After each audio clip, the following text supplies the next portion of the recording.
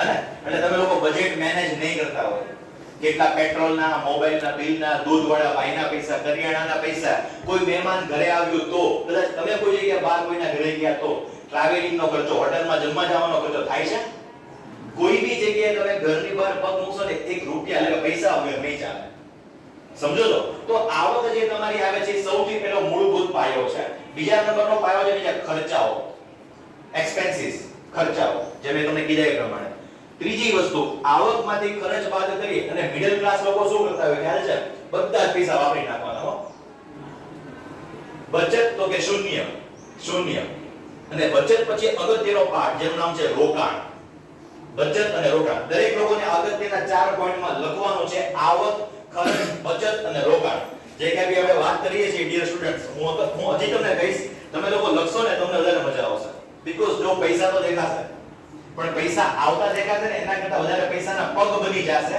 જવા માટે સમજો તો સો આવક ખર્ચ બચત રોકાણ ક્લિયર લખાઈ ગયું ડન ફાઇન હવે મને એ કહો કે આજની તારીખમાં જો ઘણા લોકો પાર્ટ ટાઈમ જોબ કરે છે ખરા કોઈ સેકન્ડ હાફ બપોર પછી કે સવારના નહીં ને હવે હું તમને એક વસ્તુ એક બે કરો છો પાર્ટ ટાઈમ જોબ નહીં ને ઓકે જો હવે હું તમને એક વસ્તુ કહું અત્યારે તમે કમાતા નથી તમે લોકો અત્યારે ફક્ત સ્ટડી કરો છો શીખો છો you all are the learners તમે લોકો શીખી રહ્યા છો તમે લોકો જ્યારે ભવિષ્યમાં કમાવાનું ચાલુ કરો ને ભાઈઓ બહેનો જ્યારે બી કમાવાનું ચાલુ કરો ને તમે લોકોને ગોલ્ડન સ્ટેટમેન્ટ લખવાનું છે આજની તારીખમાં આ નોટની અંદર કે તમારી મહિનાની જે કાંઈ બી આવક હશે મહિનાની જે કાંઈ બી આવક એમાંથી તમે મિનિમમ 10% પૈસાની બચત કરશો પ્લીઝ લખી રાખો ફટાફટ મારે કેવું છે બહુ વધારે તમારો ટાઈમ નથી બગાડવા માંગતો એટલા માટે કહું છું મહિનાની આવકના 10% પૈસાની બચત કરવાની છે દરેક લોકોને મહિનાની આવકના 10% પૈસાની બચત કરવી આ પ્રતિજ્ઞા લેવાની હું તમને કહું છું લેવી ન લેવી તમારી ઈચ્છા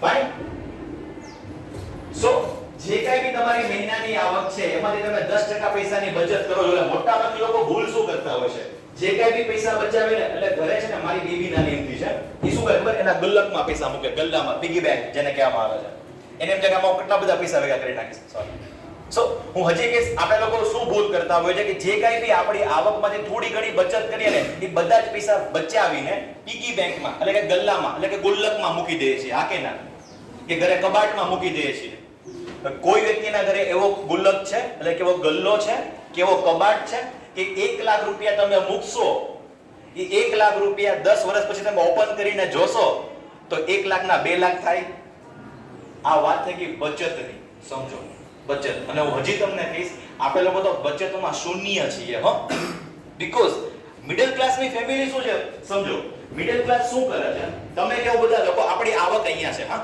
આ સમજવા જેવો કિસ્સો છે આપણી આવક અહીંયા છે આપણી આવકમાંથી ખર્ચાઓ અહીંયા છે ઉછીના પાછીના કરીને ખર્ચા કરીએ છીએ અને આપણી ઈચ્છાઓ અહીંયા છે હા કે ના બરાબર શું હોવું જોઈએ આઈડિયલ ફેમિલી કોને કહેવાય આવક જે છે ને આવકમાંથી 10% પૈસાની પહેલા બચત કરીને બાકીના 90% ખર્ચા કરો એટલે આવક કરતા ખર્ચા ઓછા રાખો મેમ વાંધો નહીં લાગે તો બીજો સેશન લઈ લેશો ઇટ્સ ઓકે બીકોઝ ઓવરક્રાઉડ થઈ ગયું છે એનીવેઝ સો પછી શું quality maintain that's what you know તો આપણે જે આવક છે ને આવકમાંથી ખર્ચાઓ 10% પૈસાની બચત ખાલી બાકીઓ નહીં કરો 90% વાપરો તમારે બટ બાકીના જે તમારા 90% પૈસા તમે જે વાપરો છો ને અને જરૂરિયાતને હંમેશા ઓછી રાખો એટલે કહેવત છે ને કે મારી જરૂરિયાત ઓછી છે એટલે મારી પાસે બચત થયેલી છે સમજાય છે શું કીધું મેં તમને આવકમાંથી બચત હવે હું તમને કહું ચલો બચત તો કરી દીધી પણ ઘરે કબાટમાં પૈસા 1 લાખના 2 લાખ નહીં થાય તો ચોથો અગત્યની વાત જેનું નામ છે ઇન્વેસ્ટમેન્ટ જો સામે લખેલું છે ઇન્વેસ્ટમેન્ટ દેખાય છે સેવિંગ અને ઇન્વેસ્ટમેન્ટ તો આપણે દરેક લોકોને એવી જગ્યાએ ઇન્વેસ્ટમેન્ટ કરવાનું છે ઇન્વેસ્ટમેન્ટ ડિયર સ્ટુડન્ટ્સ સમજો જે ઇન્વેસ્ટમેન્ટ છે ને રોકાણ એ સૌથી અગત્યનો પાયો છે ફક્ત 9% લોકો હજી કે છે આ વસ્તુ આપણે ભૂલ નથી કરવાની હવે અમે છે ને આવા સેમિનાર્સ અલગ અલગ વિલેજીસમાં અલગ અલગ ટાઉન લેવલે કે ડિસ્ટ્રિક્ટ લેવલે કરતા હોઈએ અમે તળાજા તાલુકામાં એક સેમિનાર કરવા ગયેલા જેમાં જે સાહેબ બેઠા છે પ્રિન્સિપાલ સર એ જ પ્રમાણે તળાજા તાલુકામાં વાયજે દોશી કોલેજ છે એ કોલેજના પ્રિન્સિપાલ સાહેબ બેઠેલા એમણે બી આખો સેમિનાર સેવન પછી કીધું સાહેબ ખરેખર આ વાત તો બહુ સાચી છે કે અમને લોકોને આવું ક્યારે એજ્યુકેશન મળેલું જ નથી ઇવન એ સાહેબ નહીં અમે પોતે બી જ્યારે સ્ટડી કરતા ને ભાઈઓ બહેનો ત્યારે અમે ગવર્નમેન્ટને બ્લેમ કરતા હો કે અમારી પાસે ફિનાન્શિયલ એજ્યુકેશન ઝીરો છે. હવે જ્યારે અમે સ્ટડી કરતા હોત ને કદાચ ત્યારે અમારી પાસે આવીને આવી અડધી કલાકની ખાલી ટ્રેનિંગ આવી હોત ને તો હું તમને લખીને આપવા માટે તૈયાર છું કે અમારી પાસે જેટલું ફંડિંગ છે ને એની કરતા ડબલ ફંડિંગ તો હસતા હસતા હોત, કદાચ ટ્રિપલ બી હોત. શું કરવા? આપણને રોકાણ કરવાના વિકલ્પો ખબર જ નથી. રોકાણ કરવાના વિકલ્પો ખબર નથી. તો જ્યારે રોકાણ કરવાના વિકલ્પોની વાત કરીએ છીએ ને આપણે તો આપણે દરેક લોકોને અગત્યનો પોઈન્ટ લખવાનો છે જેનું નામ છે સૌથી પહેલા તો કે રિયલ એસ્ટેટ. જો એક નાનીથી વાત કરીએ આપણે ફિનાન્શિયલ પ્લાનિંગ. જે વ્યક્તિનું ફિનાન્શિયલ પ્લાનિંગ વહેલું હશે ને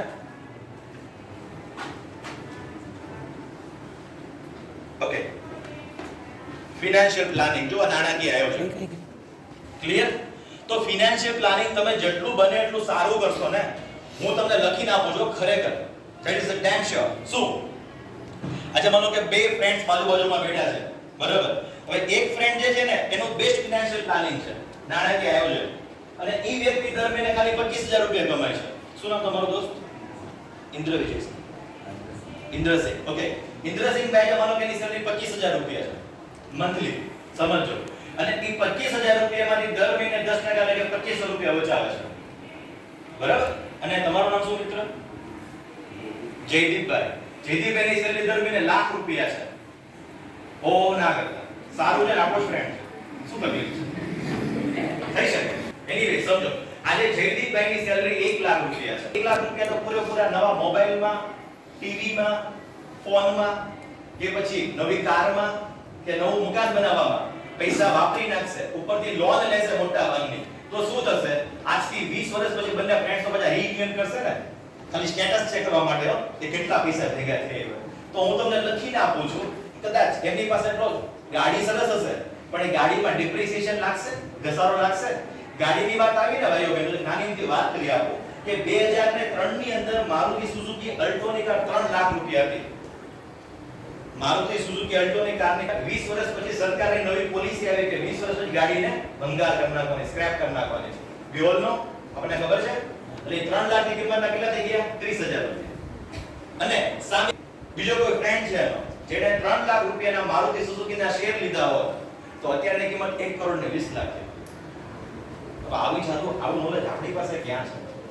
તો શું કહેવું જયદીપભાઈએ 1 લાખ રૂપિયા આવતા હતા સેલરી દર મહિને મહિનાના 1000 લાખ રૂપિયા 12 મહિનાના 12 લાખ રૂપિયા બધા પૈસા યા હોમ. અને ભાઈ 2500 રૂપિયા બચાવતા કે ધીમે ધીમે જેમ પગાર વધતો ગયો ડેડિકેશન છે જેનામાં ડિસિપ્લિન છે ને હું હજી કહેશું મોટિવેશન નામે ઝીરો છું. હું જેટલું બને એટલું ફોકસ ડિસિપ્લિન ઉપર કરું છું. જે વ્યક્તિ ડિસિપ્લિન હશે ને એની લાઈફમાં 5 15 20 25 વર્ષે તે ગ્રોથ દેખાશે.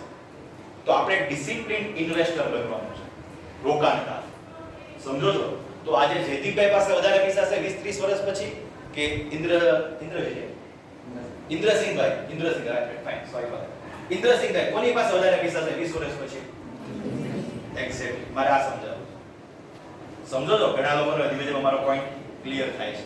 સો ડિયર સ્ટુડન્ટ્સ તમે ફિનાન્શિયલ પ્લાનિંગ જો નહીં કરો ને તો હું રેડી છું કહેવા માટે દીને કે આજથી 25 30 વર્ષ પછી જ્યારે આપણે રિટાયર થઈ ગયા હશું ને આપણા હાથ કે પગ ધ્રુજતા હશે ને અને બગીચાના બાકડે બેઠા હશું ને ત્યારે આપણને પછતાવો રહેશે હો. જયદીપભાઈને પછતાવો રહેશે હો. જો કોઈ પર્સનલી ના તો પ્લીઝ આ તો એક્ઝામ્પલ માટે તો બધાને કહેવા માંગુ છું બીકોઝ આટલા બધા લોકોના નામ લઈ નહીં શકું. તમે નહીં અમે લોકો બેના વિટનેસ છીએ કે અમારા જ ફ્રેન્ડ્સ દિલ્હીમાં કે બોમ્બેમાં બેઠા છે ને અમારી કરતા 3 ગણું ઊભું કરીને બેઠા છે. શું કરવા? એ લોકો અમારી પહેલા શીખીને બેઠા છે. સમજો છો?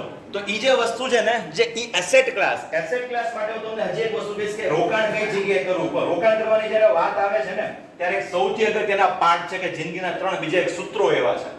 સૂત્ર કયા તો કે સૌથી પહેલું પ્લાન ફોર ઇમરજન્સી. જો આપણે દરેક લોકો જાણીએ છીએ કે 2 મહિના પછી દિવાળી આવે છે. આપણને દરેક લોકોને ખબર છે કે આવતા વર્ષે મામાના દીકરીના લગ્ન છે કે માસીના દીકરાના લગ્ન છે. તો એ બધું પ્લાનિંગ વાળી વસ્તુ છે. અહીંયા તમે જોઈ શકો છો કે ઇમરજન્સી કોને કહેવાય તો કે એમ્બ્યુલન્સ, મેડિકલ. એ કોઈને પૂછીને નથી આવતી. તો મેડિકલ ઇમરજન્સી જેને કહેવામાં આવે છે ને તો તમારે દરેક લોકોને એવું ઇમરજન્સી ફંડ તમારી પાસે રાખવું જોઈએ. સમજો આ વસ્તુ. જ્યારે બી કમાવાનું ચાલુ કરો ને ત્યારે સૌથી અગત્યની વાત કે તમારે દરેક લોકોની જે મહિનાની આવક છે ને મહિનાની આવક એને ગુણ્યા 6. કોઈ વ્યક્તિ માનો કે 20000 કમાય તો 20000 એને ગુણ્યા 6 એટલે 1,20,000 રૂપિયા હાથ ઉપર રાખવા જોઈએ હો. હાથ ઉપર એટલે કઈ રીતના ગમે ત્યારે 12 વાગે બી તમારે મેડિકલ ઇમરજન્સી છે ને તો તમે પોતે યુટિલાઇઝ કરી શકો તમારા ફેમિલી મેમ્બર્સ માટે થઈને. Plan for emergency fund. અને સૌથી ઇમ્પોર્ટન્ટ વસ્તુ લખવાનું છે બીજો પોઈન્ટ કે ફેમિલી ગોલ. આમાંથી હું કોઈને પૂછીશ નહીં, સમય નથી એટલા માટે થઈને. બાકી અમે છે ને બીજી 2 દિવસની ટ્રેનિંગ કરી એમાં અમે ડિટેલમાં જઈએ હો. પણ હવે આ જે ઇમ્પોર્ટન્ટ પોઈન્ટ છે ને ડિયર સ્ટુડન્ટ્સ, સમજો વાલા ભાઈઓ બહેનો કે ફેમિલી ગોલ એટલે કે તમારા પોતાના લાઈફના ગોલ. કોઈનો ગોલ આમાંથી સેટ છે ખરો? પ્લીઝ મને ખાલી હાથ ઉપર કરીને કહેશો. કોઈ વ્યક્તિનો family? Very good, very good, ખૂબ સરસ. ફક્ત 2 જણા બેઠા છે, 130 જણા, 120 જણા કે 100 જણા. સમજો કદાચ હશે ને તો એ ખાલી આપણો કોન્ફિડન્સ નથી ને આપણે કેવું છે ખાલી હાથ. હું પૂછીશ નહીં કોઈને, બટ સ્ટીલ આ વસ્તુ બહુ ઇમ્પોર્ટન્ટ છે કે તમે દરેક લોકો તમારા ગોલ સેટ કરો. જો તમારો ગોલ સેટ નહીં હોય ને તો સવારના તમે 10 વાગે ઉઠશો કે 12 વાગે ઉઠશો તમને થાક જ લાગશે. અને જો તમારો ગોલ સેટ હશે ને તો સવારના 5 વાગે ઉઠશો કે 4 વાગે ઉઠશો તમને થાક નહીં લાગે. રાતના 11 વાગે લગી કામ કરશો તો બી થાક નહીં. શું કરવા? તમારો ગોલ છે ને ફિક્સ છે, લક્ષ્ય, ટાર્ગેટ.